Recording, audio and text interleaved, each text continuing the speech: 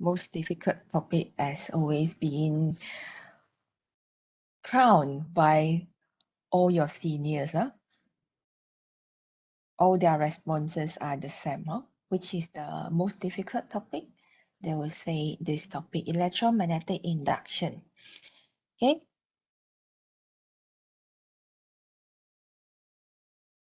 So the learning outcomes, okay. So first of all, you have to know what is magnetic flux. Okay, magnetic flux is the basic of this induction. Okay, so from magnetic flux, and how does it related with induced EMF? So this induced EMF is how do we get our current? How do we get our electricity? So there are two laws that to be involved in this electromagnetic induction. One is Faraday's and the other one is Lenz's law. So Faraday's talk about the magnitude, the values of your induced current. Lenz talk about the direction. All right. So this is the, I would say, one and only one concept in this topic, and the rest, 1, 2, 3, and 4, these are just application of electromagnetic inductions. Okay. So if you say it is very difficult, I would say there is only one concept in this topic, but it needs some time to digest the content. So how the background of this? So people, when we always say, right, when something, let's say if you can go from, let's say, fly from Cebu to KL. So meaning that there is also a way to bring you to Cebu, no, to Sarawak from KL also. Am I right? So if there is a way for you to go from point A to point B, then definitely there is a route for you to come back from point B to point A. So likewise, in previous topic, we have learned about how does current, how do we get magnetic field?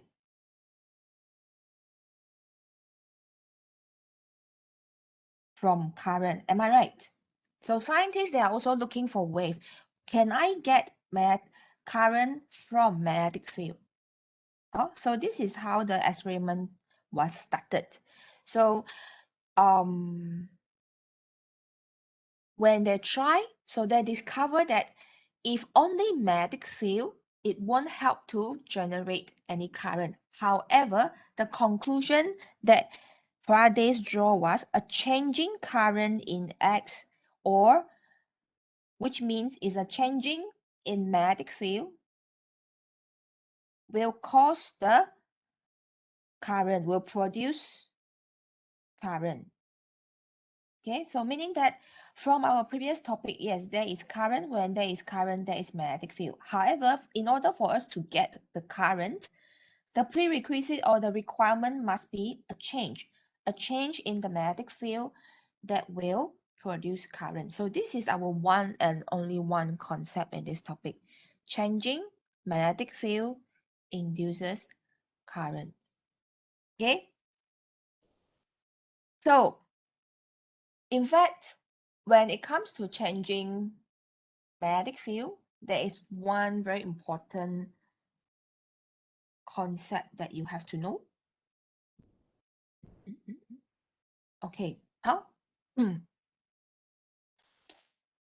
the changing magnetic field here refers to the magnetic flux. So meaning that there is the change in the magnetic flux. Magnetic flux given by symbol phi. This one is called as phi. Phi that will induce current. So what is actually magnetic flux? Magnetic flux equivalent to B A cos theta, whereby B is the magnetic field, A is the area of the coil, and theta is the angle between the normal line and the magnetic field lines. Okay, so this theta and the theta that you learned in previous topic is different theta.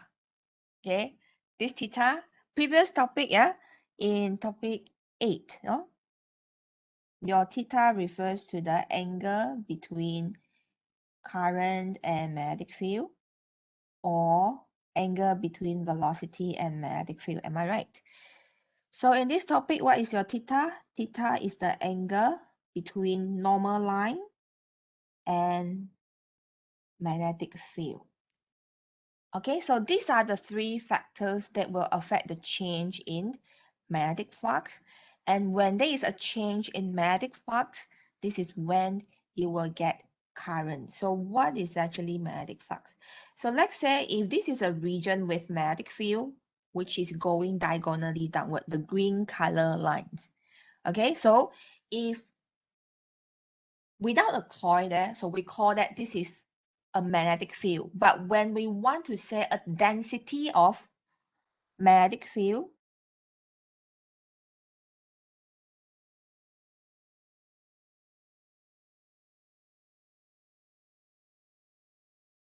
or to be specific, the amount of magnetic field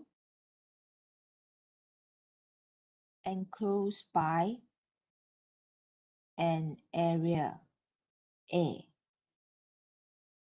Okay, so when in this region with magnetic field, a lot of magnetic fields, right? So when I put a coil inside here, this is my coil. So the amount of magnetic field that can pass through this coil is what we call as magnetic flux. So this is the amount of magnetic field that enclosed by this area A. So this is what we call as magnetic flux. Okay, so when there is current generated, then the current will flow inside the coil. All right, so that's why we need an area in order to determine whether there is a change of magnetic flux or not. Okay, so let's look at how do we calculate the magnetic flux. Okay, so magnetic flux can say the total number of magnetic field lines passing through the area enclosed by the loop. Okay, so the area enclosed by the loop, so it is A in our formula. Okay, so look at the angle.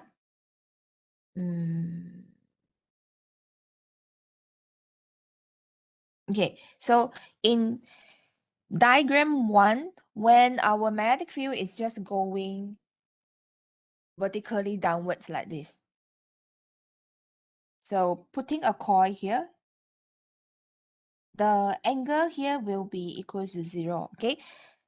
Angle is theta is equal to the angle between your normal line and your magnetic field lines, right? So now our magnetic field lines is going vertically downwards, okay? So the normal line is normal line to the plane. So if this is our plane is at the Z and X dimension, isn't it? Imagine this is 3D, yeah? It's at Z and X dimension. So normal line to the Z and X will be the Y dimension as well. So this is my normal line. Am I right? So angle between normal line and my magnetic field lines isn't equal to 0. So theta equals to 0 in this case. Okay? So when theta equals to 0, from our formula, magnetic flux equals to BA cos theta. Cos 0 is maximum, which is equals to 1. So in this case, magnetic flux is maximum when theta equals to 0. In second case, where we have our magnetic field moving in some angle. So in this case, draw our normal line here. So our theta here will be the angle between the normal line and the magnetic field. Okay, so cos any angle or cos any values will be smaller. Okay, so in this case, your theta will be between 0 to 90 degrees. Okay. Next, what if when we have our lines, magnetic field lines going horizontally? So in this case, all the line will bypass our coil, isn't it? So the angle here is 90 degrees only.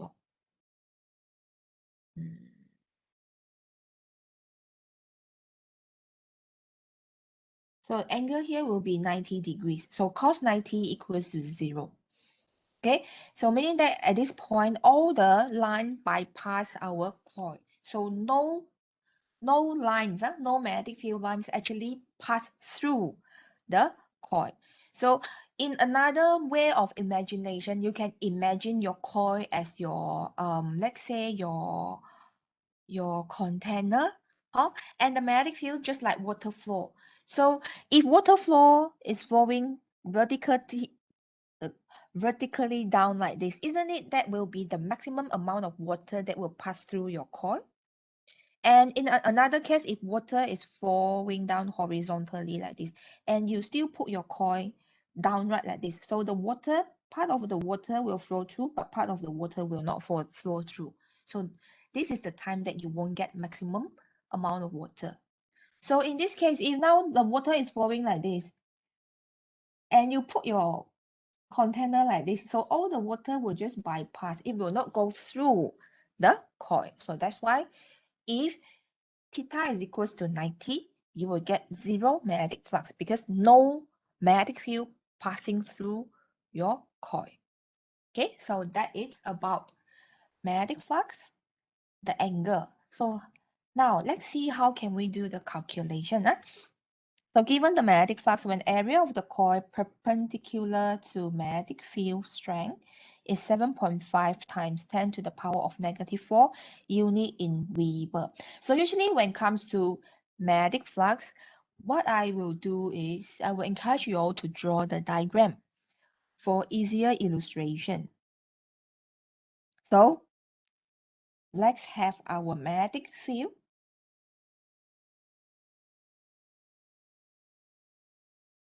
Green color represent magnetic field. Black color represent the coil. So saying that the coil is perpendicular to magnetic field. So meaning that now this is my coil. Coil is perpendicular to magnetic field. So at this point, it says that the magnetic flux is equal to 7.5 times 10 to the power of -4 Weber. So can we double check the answer? Okay. So what we will do is started off with drawing the normal line. So this is the normal line. And look at the angle. Angle, the theta here, the normal line and the magnetic field line, theta is equal to 0. So magnetic flux equals to B A cos theta. Oh, no values of B and A is given. Okay. Oh, it's given, huh? B is 1.5. A is 5 centimeter square convert to SI unit times 10 to the power of -4. Okay. So for this case, you have to convert everything to SI unit because Weber is in SI unit. Cos theta. So you will get, yes, 7.5 times 10 to the power of -4 Weber. Okay. So what if the coils rotate 60 degrees from the original position? Okay, so again with the diagram,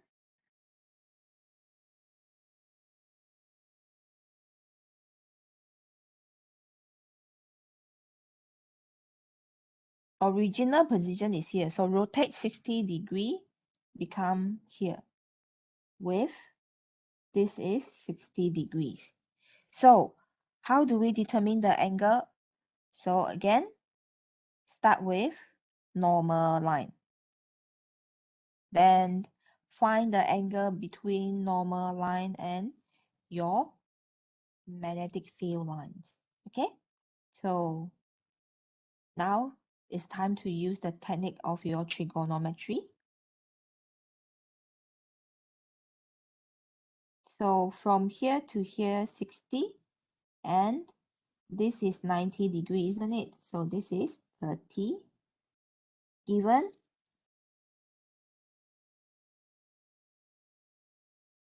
from here to here also 90 degrees. So 90 minus 30, theta equals to 60 degrees. So do our calculation. B A cos theta. So B 1.5, 5 times 10 to the power of negative 4 cos 60.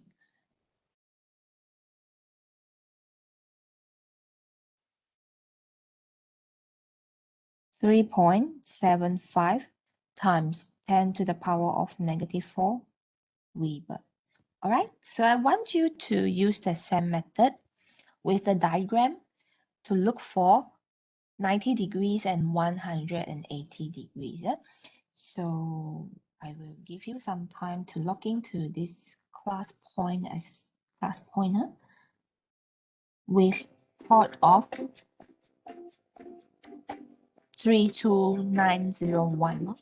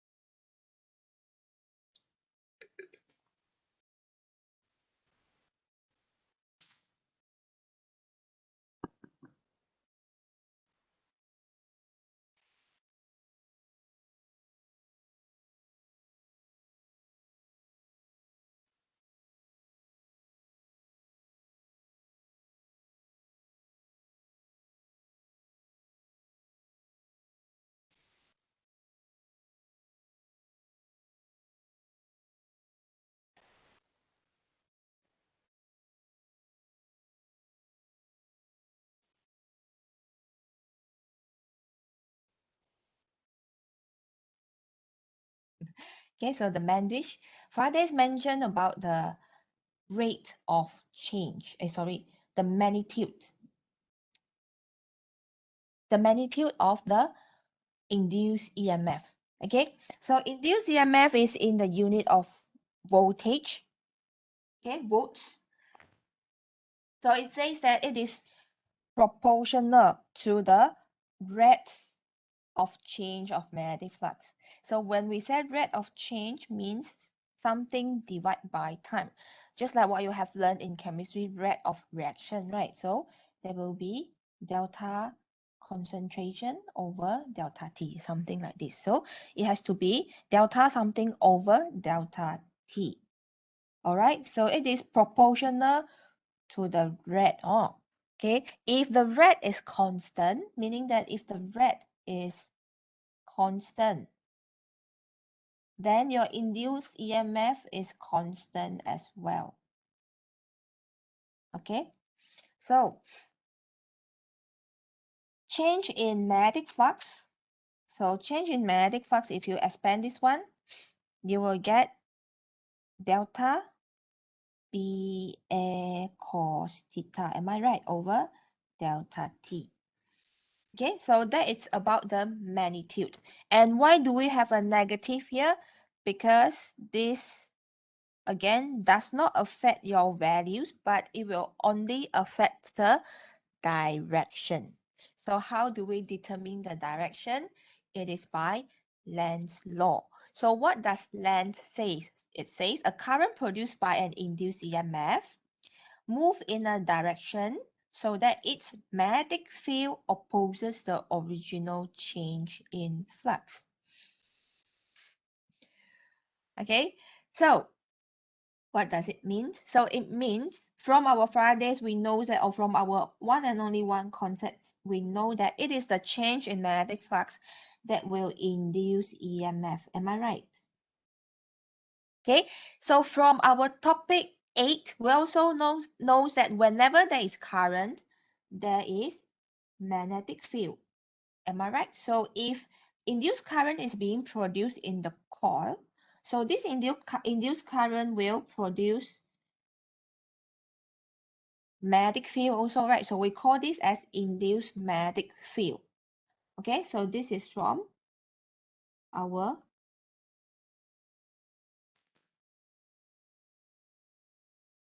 topic 8. Okay, so this induced current will produce induced magnetic field. So how are they related? Means this induced magnetic field, it actually aims to oppose the original change in flux. So this is how they are related. Meaning that induced EMF, so this is the induced current produced by induced EMF, move in a direction so that it's induced magnetic field. So this is our induced magnetic field, aims to oppose the original change in flux. Okay, do I need to repeat?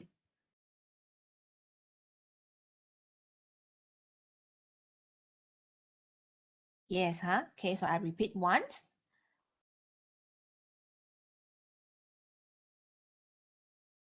We know that from this concept in this topic, how do we get induced current? It is due to the change in magnetic flux. So change in magnetic flux, just now either a change in magnetic field or change in the area or change in the angle. Either change of one of these will cause a change in magnetic flux. So because of this change in magnetic flux, there is induced current. Am I right? So when there is a change in here, there will be a change in the EMF. So a change in EMF will cause a change in current. Okay, sorry, when there is EMF, so there will be current. Yeah, so due to the change in magnetic flux, it will result in induced current to be produced in the coil. Okay, so from our topic 8, previous topic, when there is current, there will be magnetic field. Am I right? So let's say if this is a coil, a circular coil. So when current is flowing in circular coil, there will be magnetic field, right, generated. So magnetic field equals to mu naught Ni divided by 2R. So when there is current, and if this current is an induced current, so there will be, okay, let's say, induced magnetic field, okay, which is this. So how does this related with the initial change in flux? The directions of induced current here must oppose the initial change in flux. Why? Because this is a conservation of energy. Can? So if you say nothing, I assume that you can. Okay, so in another words, okay, this is always the, I would say, the norm or the nature. If you have learned the rate of reaction in your chemistry, you remember Le Chatelier or Lee, I think it pronounced as Le Chatelier. I forgot the spelling. So when your rate of reaction, if your concentrate, what A can produce B plus C. So when there is an increase of your A, so the process will shift to the right. Why? Because the system does not like the change. So the system would want to oppose the change in order to go back to its like initial state. So same goes with here. When there is a change in magnetic flux, the system does not like the change. So the system would want to oppose the change. So that's why the the coil will produce an induced EMF or induced current, aiming that this induced current will produce an induced magnetic field, so that this induced magnetic field will oppose the change. So it's just like that. Okay, whenever there is a change, the system doesn't like it, so they want to oppose. Okay, so Let's look at the example here. How do we calculate the using Faraday's? Then we will look at how do we determine the directions of induced currents. Okay, the plan of 12 centimeter 12 centimeter diameter. So this is a diameter. What is the radius? Radius is 6 centimeter. It's initially oriented parallel to 1.5 Tesla of magnetic field. So the loop is rotated so that its plane is perpendicular to the field directions in, this is the timer, 0.2 seconds. What is the average induced EMF in this loop?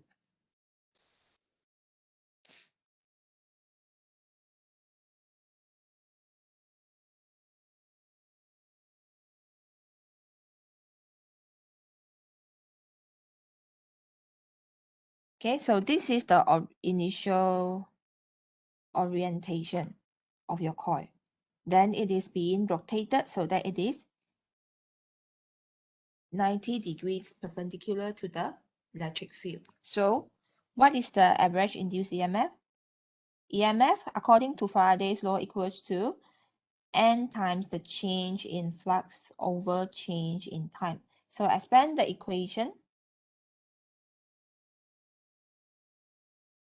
B A cos theta divided by time. So in this case, what is the factor of change?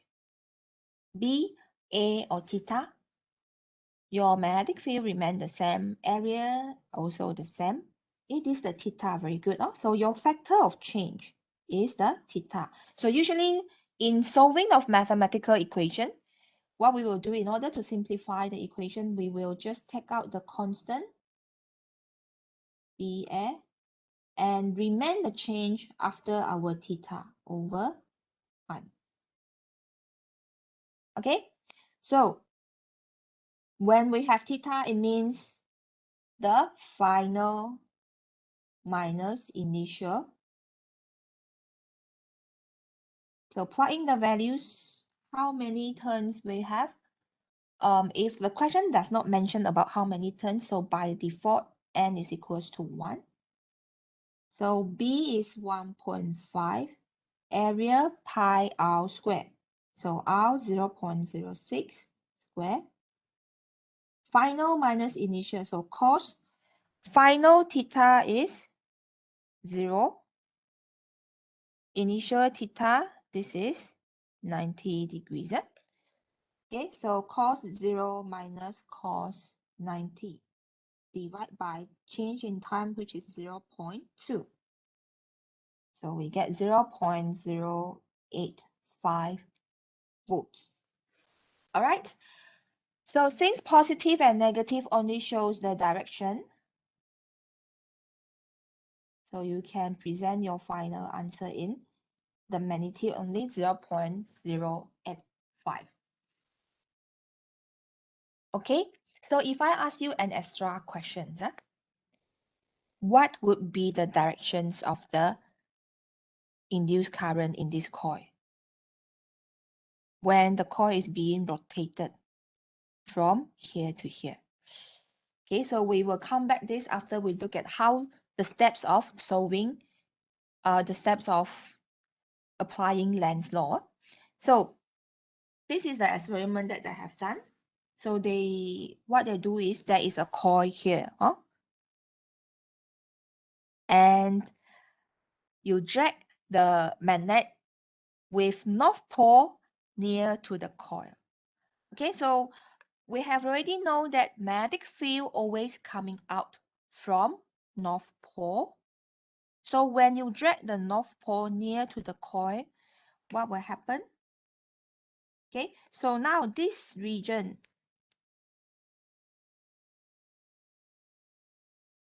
this highlighted region, this is our coil, isn't it? So remember, what does magnetic flux say? Magnetic flux equals to the amount of magnetic field passing through an area that is enclosed by a coil. So meaning that this yellow color region is the magnetic flux that we want to study. So when we drag the magnet with north pole nearest to the coil, what will happen? The amount of magnetic flux increases. So there is a change in the magnetic flux. Okay, but because since we would like to determine the directions, so you have to look at the directions. So what is the initial directions of the magnetic field that pass through your coil? The magnetic field that pass through the coil in this case is now going upwards. Am I right? Because now this is the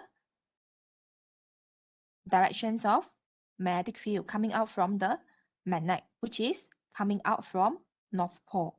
So the magnetic field passing through the coil is now going upwards. So when magnet is dragged near to the coil, there is an increase. So the change in the magnetic flux here is an increase in the magnetic field, which is going upwards. Okay, so when there is a change, we know that there is induced current. So according to Lenz's law, so second step is the Lenz's law. According to Lenz's law, it would like to oppose the change. So in order to oppose the change, we will have to decrease because the change is an increase, right? So we would want to decrease. Decrease what? Decrease this magnetic field, which is going upwards. So in order to decrease magnetic field, which is going upwards, so what should you produce? Produce magnetic field, which is going downwards, right? Because the downward can cancel off the upwards. So you cannot say, oh, I use eraser to erase.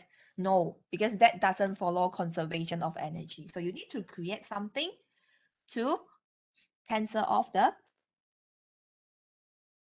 magnetic field, which is going upwards. So last step, determine the directions of induced current. So in order to determine the directions of induced current, now we need right hand grip rule. Okay, so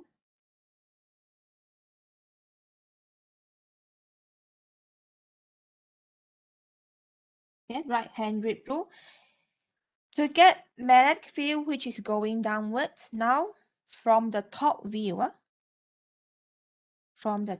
I'm using from the top view. Okay, so from the top view, in order to get magnetic field which is going downward, where should your induced current go? It is like this, right? Moving like this. So it is clockwise from the top view.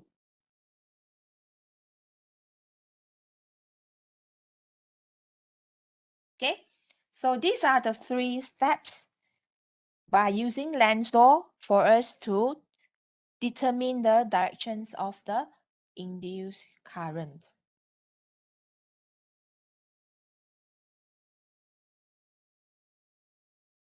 Okay, do you need one more example?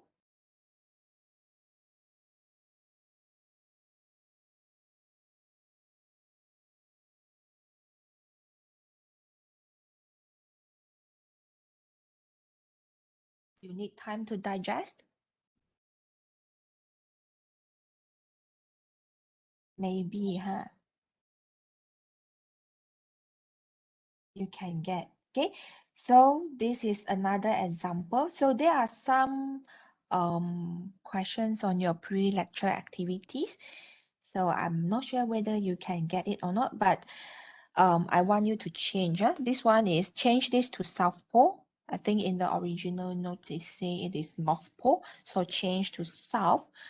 So while you are having some times to digest, can I invite you to write this also? Okay, or I go through this with you as another example, then I would want you to answer the last question here. Okay, so what if now is, the situation now is instead of North Pole, it is the South Pole that is being dragged near the coil. See, South Pole is being dragged near the coil. So the initial directions of magnetic field produced by this south pole is actually going downwards, right? Because magnetic field always going into the south pole, correct? Huh? So first steps, observe the change. When the magnet is dragged near the coil, what is the change in magnetic flux? Magnet dragged nearer, there is an increase in the magnetic flux. So increase in the magnetic flux. So where is the direction? Initial directions of magnetic field, which is B, going downwards. So according to Lenz, step 1, okay, step 2, according to Lenz, Lenz would like to oppose the change. So if in your first step, this is an increase, so to oppose, you would like to decrease. So if you would like to decrease, then you will have to produce magnetic field, which is in the opposite direction, going upwards. So once you have get this, then you can move on to predict the directions of induced current by using right-hand grid rule. So from the top view, if I would like to get my magnetic field going upwards, so the directions of current will have to move in anti-clockwise directions from the top view. Okay?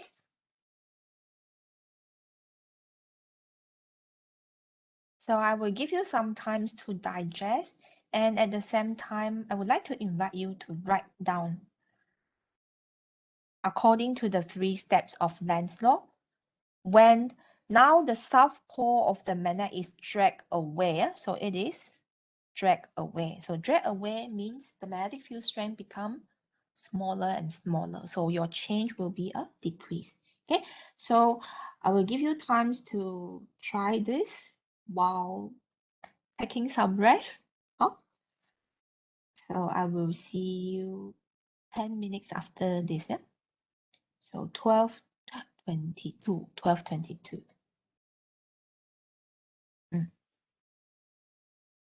Take your time to digest and look back to the notes.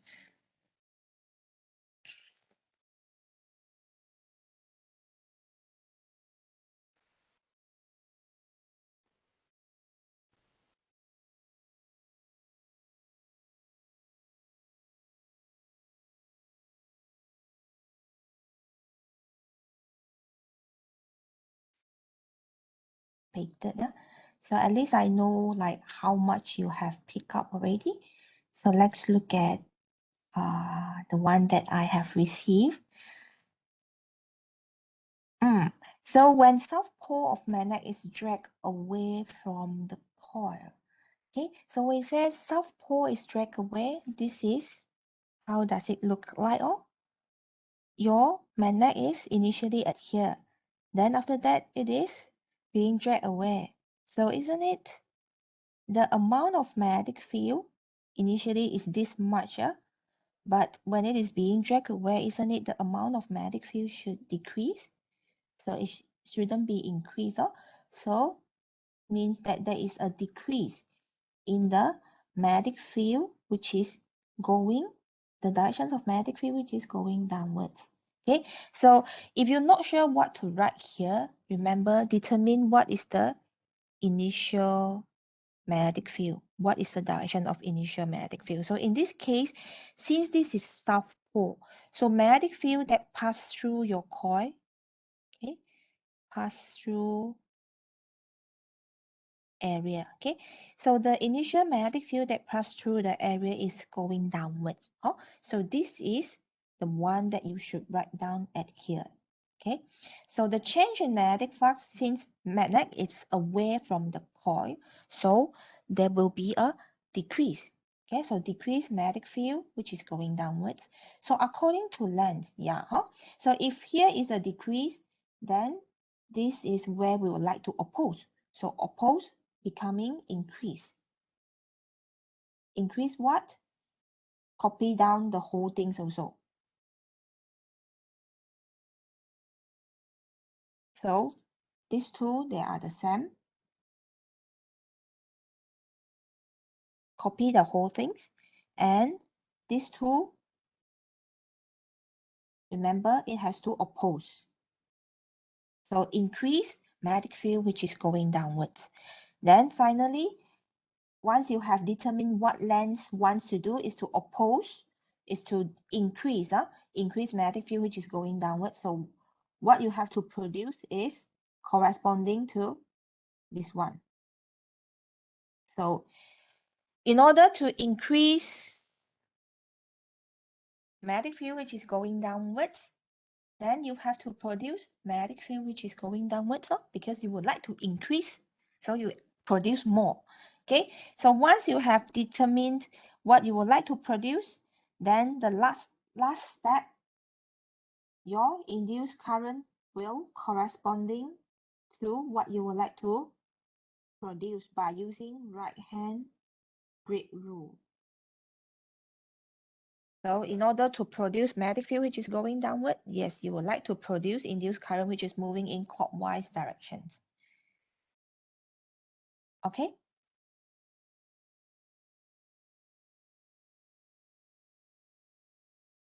So for this one, you have to write down the directions, otherwise you cannot determine this.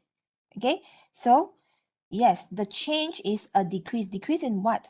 So that's why I say you have to determine what is the initial magnetic field direction. So in this case, because this is a south pole, so going downwards, okay, that is passing through the coil. So decrease of the magnetic field, which is going downwards. So according to length, I would like to increase magnetic field, which is going downwards. So I have to produce what? So that's why this is very important. If you do not write down this one, you won't be able to know the direction, and if you can, I also wonder how you could, Okay, so if I would like to increase magnetic field which is going downward, then I have to produce magnetic field which is going downward. So according to right hand grid rule, it is clockwise from the top view. Okay, next. Okay, so yes, okay, somehow correct. Decrease magnetic field which is going downwards. So according to length, oppose. So increase magnetic field which is going downwards. So what should you produce? Produce magnetic field which is going downwards, because you would like to increase. If you would like to increase, let's say if you would like to increase carbon dioxide in your room, then you have to produce more carbon dioxide, right?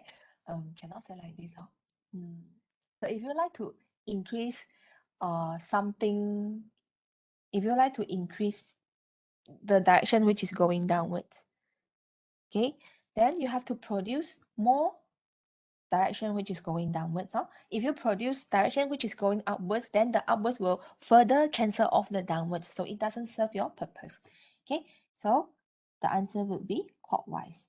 Okay, so I hope this can help you to further understand and to know how much you still lack in order to answer this, because this is definitely the questions that you will get in your final. Yeah, okay, so now let's move on to our application. So there are 4 types of application. The first application is moving conductor. So what does moving conductor means? Moving conductors means we have the conductor here, and this conductor can move either to the right or to the left. So when the conductor is moving to the right, let's say in this case it's moving to the right, what will happen? So this is the initial area, am I right? The red color one. Then when it is moving to the right, that is our final position, which is enclosed by this blue color line. So in this case, what is the change in flux? There is an increase of the number of cross product, isn't it? So the change in flux is an increase of the cross product. So according to length, you would like to oppose, so decrease the cross. So if you would like to decrease, means you need to cancel the cross. So produce dot to cancel off the cross. So in order to get dot product with right hand grid rule, the directions of the current will have to move in this direction. this will becomes the directions of induced current. All right. So for the calculation, every equation is derived from the Faraday's law. So remember, from our change in flux over change in time, so Span becomes BA cos theta. Am I right? So in this case, the factor of change here is because of the area, right?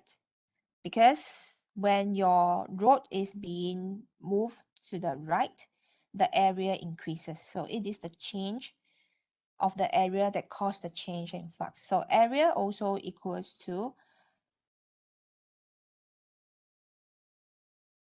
the length times x. Okay, so further simplify and we get NBLV cos theta. So in this case, usually N here is equals to 1. Number of turn usually equals to 1. So B, magnetic field, L is the length of conductor, okay, or length of conductor covered by the whole metal, yeah, okay. V will be the velocity, okay, velocity of how fast the rod is moving, okay. So let's try on this example. Given magnetic field 0.15,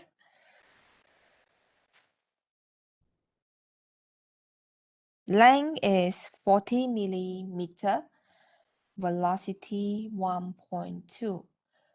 So calculate the maximum induced EMF. So when we say maximum here means theta equals to 0. So for moving conductor, N B L V cos theta. So if number of turns is not mentioned, by default assume number of turns equals to 1. B 0.15, length 40 millimeter times 10 to the power of -3, velocity 1.2.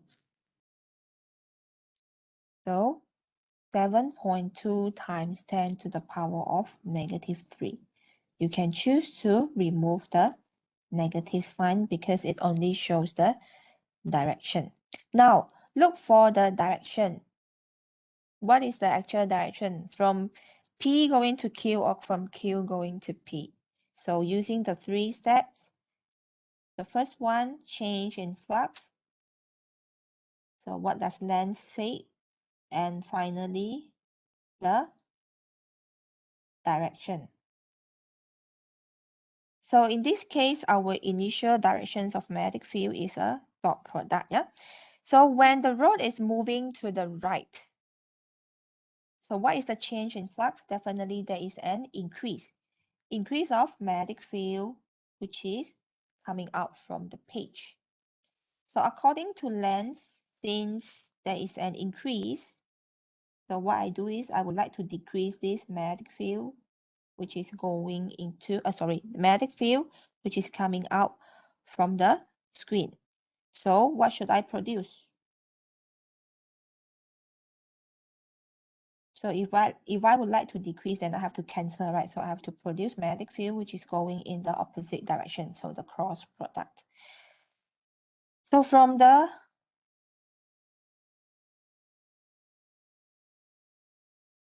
what I want to produce using right hand grip rule,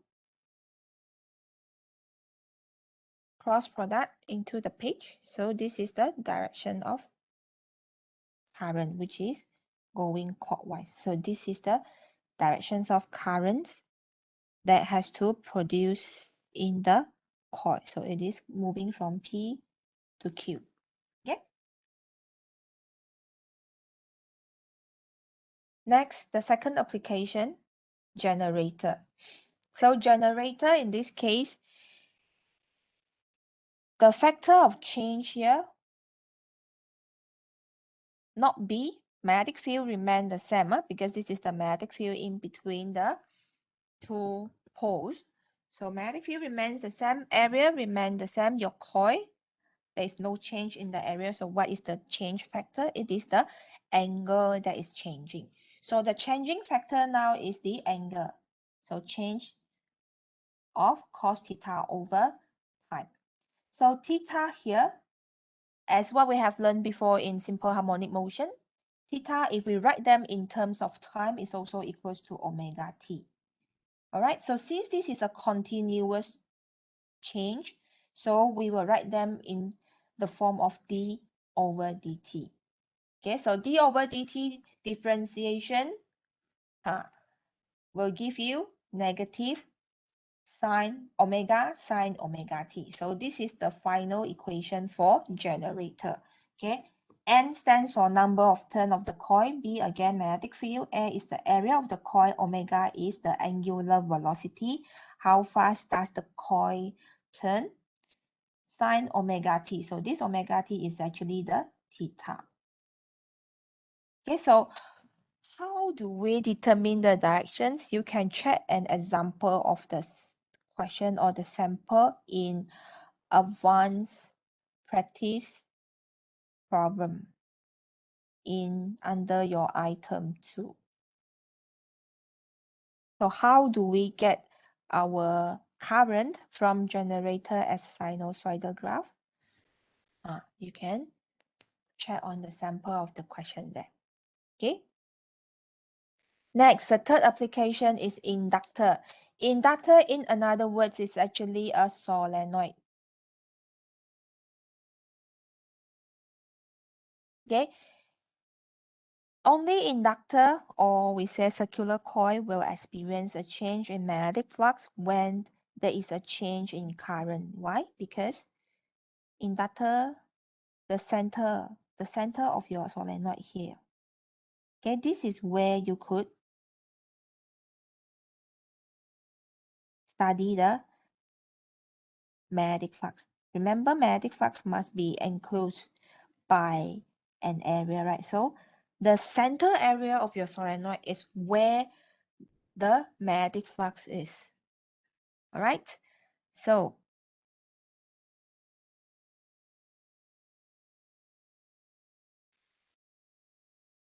for inductor, it is the change in the, when there is a change of current,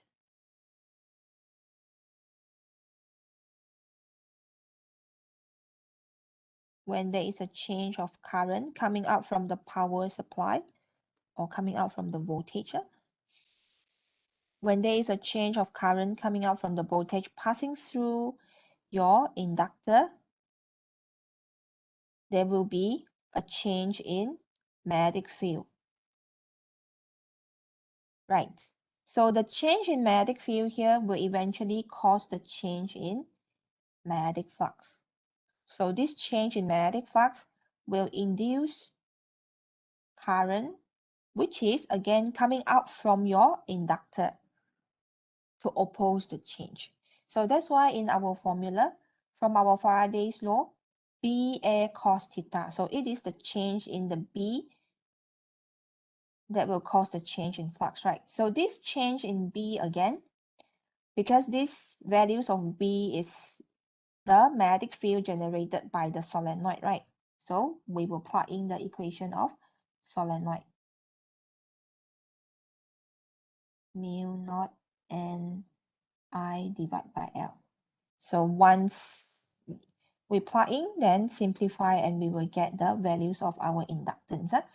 Okay, so for inductor only, the EMF here, instead of equals to Faraday's equation, it is also equals to inductance times the change in current over change in time. So this one, this is only for inductor.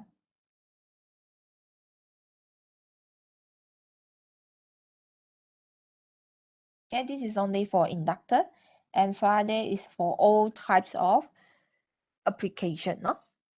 Okay. So what will happen here is that, so initially when switch is open, means there is no current, am I right? So if there is no current, Is there any magnetic field? No magnetic field, because no current, no magnetic field. So if no magnetic field, then your magnetic flux at here is equal to 0. Correct. The next moment when switch S is closed, current from power supply pass through your solenoid. So when current pass through your solenoid, what will happen? Your magnetic flux is the maximum now. Alright. Okay. Where is the directions of magnetic field? According to right hand grip rule, it is going downwards.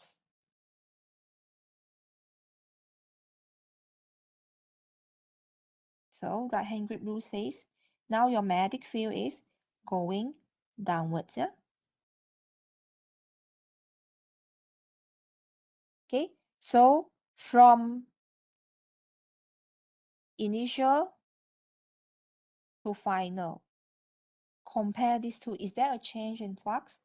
Yes, there is a change in flux. So your change in flux here is an increase of the magnetic field, which is going downwards. So according to Lenz, you would like to decrease the magnetic field, which is going downwards. So produce magnetic field, which is going upwards. In order to produce magnetic field, which is going upwards, so using your right hand grip rule, we will get the current, which is moving like this. So it is anti-clockwise from the top view. Top view is viewing from here. So if it is anti-clockwise from the top view, where is the current go? Anti-clockwise from the top view. So meaning that now current is coming out this way from the solenoid. So this purple color will be your induced current. So it means that when there is an increase, or the moment when the switch is closed, when current just pass through your solenoid, the solenoid, due to the change in magnetic flux, will induce another current which is coming out from the solenoid to oppose the current from the power supply. Okay, so that explains why when we have a solenoid in our circuit, instead of we will get the current immediately up to the maximum stage as compared to the one without inductor. Yeah. Okay. Instead of the one that without inductor, this is what we will get. The moment when you turn off the switch or connect the switch. Yeah. The moment when you close the switch or turn on the switch. Okay. When it is connected, the volume of the current will go straight away to the values that we want, or we say the maximum I naught here. All right. So that is when your circuit without inductor. For example, LED light. The moment when you turn on the switch, isn't it? It will just go to the brightest, the maximum brightness. Okay, in no time delay. Am I right? Just like LED light.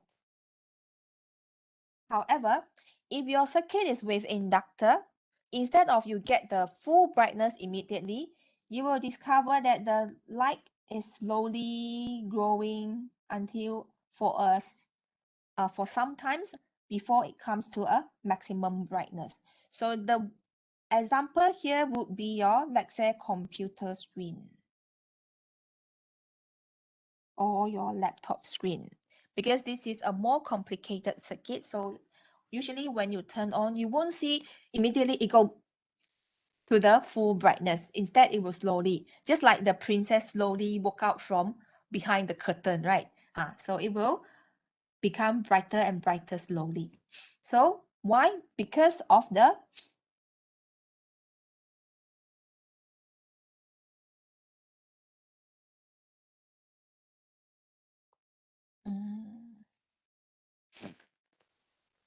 so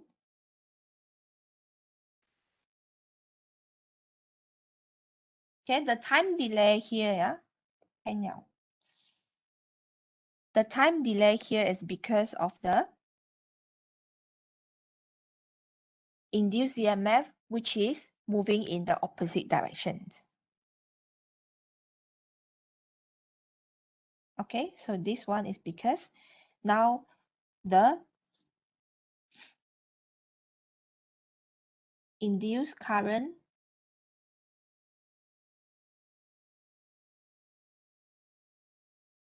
is move in opposite direction of the current from the power supply. So in fact, let's say if this is the one maximum current which is equals to power supply, so this amount of current here is actually equals to the power supply minus the induced current, because induced current is now in the opposite direction, no? Okay, so that's why the inductor inside the circuit, okay, if you have a complicated circuit just with the inductor inside, so this is what you will get. And since the inductor can produce current, so meaning that there is energy when this happens, meaning that energy is stored in the inductor. So just like our capacitor, the energy stored in capacitor half CV squared. So if it is inductor, then it is half Li squared. Inductance refers to the material, so affected by the material or configuration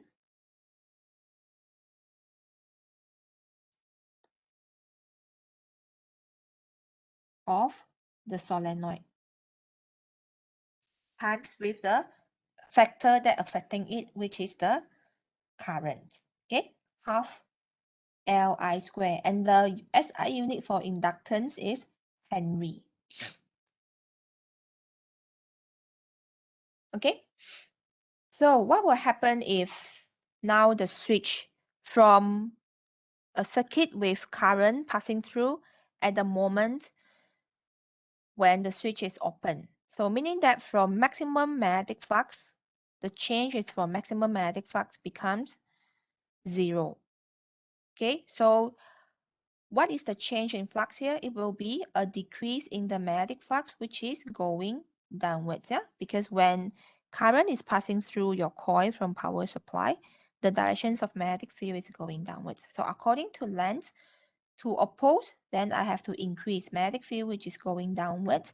So produce magnetic field, which is going downwards. So according to right-hand grip rule, in order to get magnetic field, which is going downwards, so it has to be clockwise from the top view.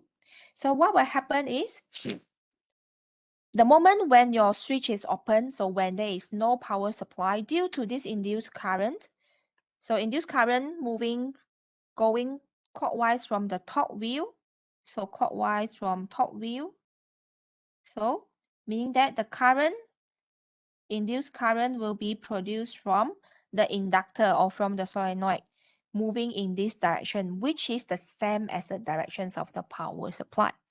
So that also explains why for current that without inductor, the moment when you open the switch, the current will stop immediately, no current. However, for those that with inductor, even though the switch is open at this time, due to the induced current, the current will decrease slowly until 0. So that also explains why when electricity was cut off, your LED light is turned off immediately. However, if you look at your computer screen, the screen will stay for a while before completely shut down. Am I right? Because of the induced current from your inductor. So very powerful, right, inductor? So if you know how to use inductor, perhaps, wow, you can make the arc reactor. So the good points of inductor is that in one, which one? The first step, how to determine where's my mouse? Magnetic field. This is Magnetic field is determined by the current from the power supply. So if current from the power supply pass through your solenoid in this direction, so imagine you are grabbing the solenoid.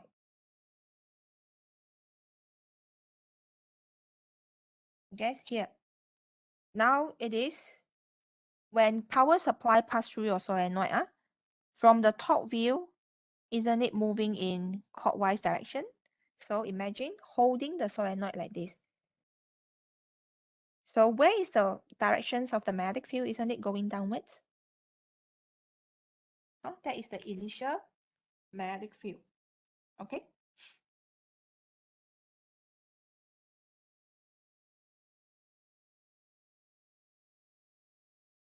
Yeah. So now let's see.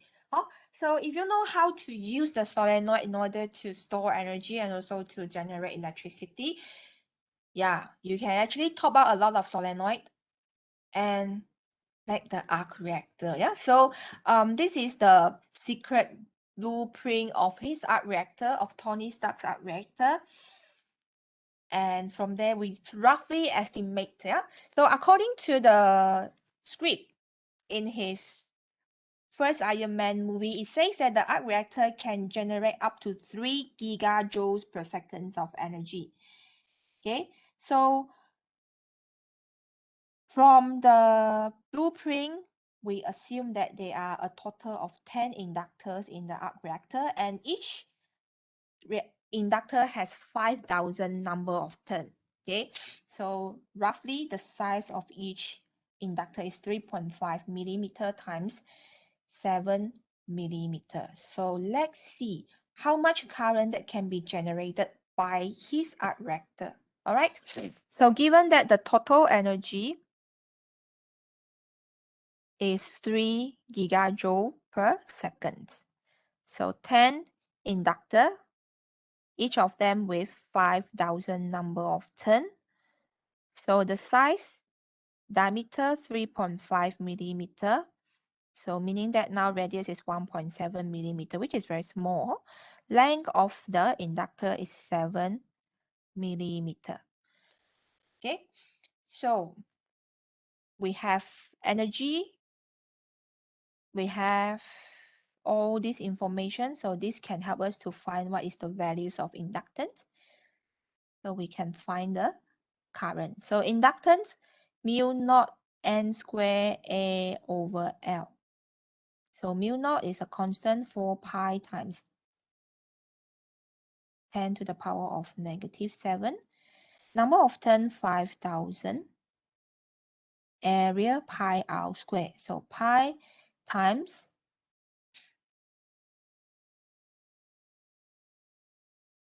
0.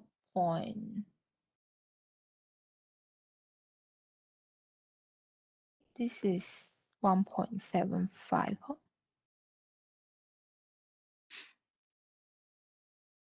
So 1.75 milli square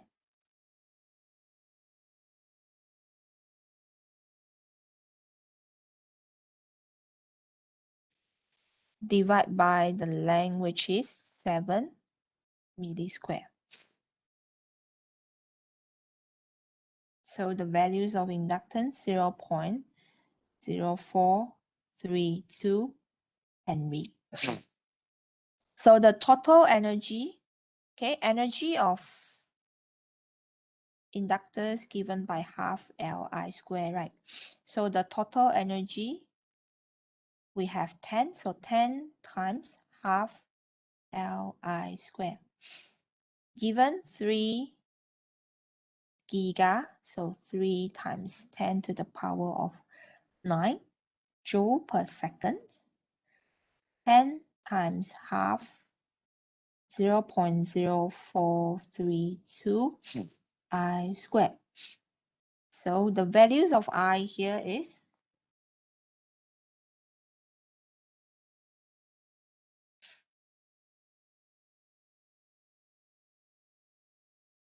1.7 0.18 times 10 to the power of 5 ampere per seconds.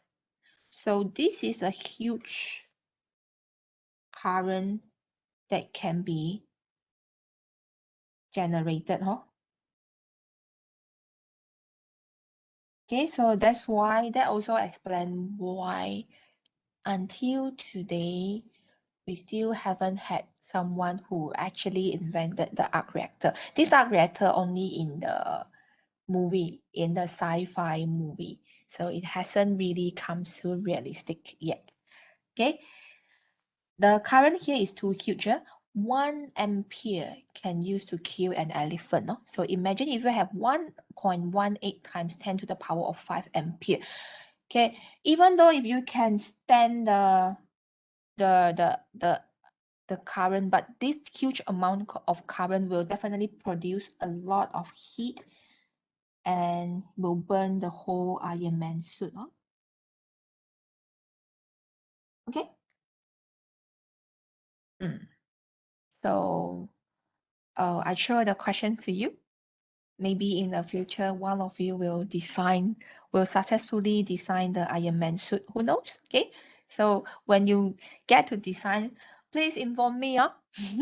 Okay. So the fourth application is about transformer. So it's actually a mutual inductance. So how does the mutual inductance work? It's not in your syllabus. So, but what you have to know is how to calculate the voltage, the number of turns, and the current, and the relationship between the input and the output. So basically, the ratio, yeah? So secondary voltage over primary voltage equals to secondary turns over primary turns, and current is in the opposite way, primary over the secondary. Okay, so how do we know that it is a step up or step down transformer? So look at the number of turn. If the number of turn of the secondary is larger than the number of turn of the primary, then this is a step up transformer. You have more turns in the output. So if the output here, your number of turns is smaller, then it is a step down transformer because you have lesser output. Okay, so let's try the final exercise about transformer. Given the input, voltage input, so primary, transform to the secondary output as 100 kilovolts. So primary turns has 50 loops and primary current is 10. What is the number of secondary loops? So NS equals to how much? So write down the ratio NS over P, VS over VP. Okay, so NS is what you want to find. MP is 100 and MP is, where is MP? 50.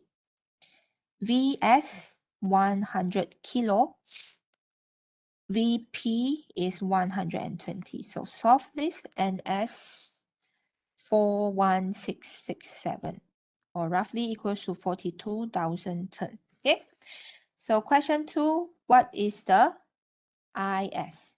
So write down your equation. NS over MP equals to VS over VP equals to IP over IS. Remember, for current is the other way around. Yeah? So VS is 100K over 120. IP is 10 over IS.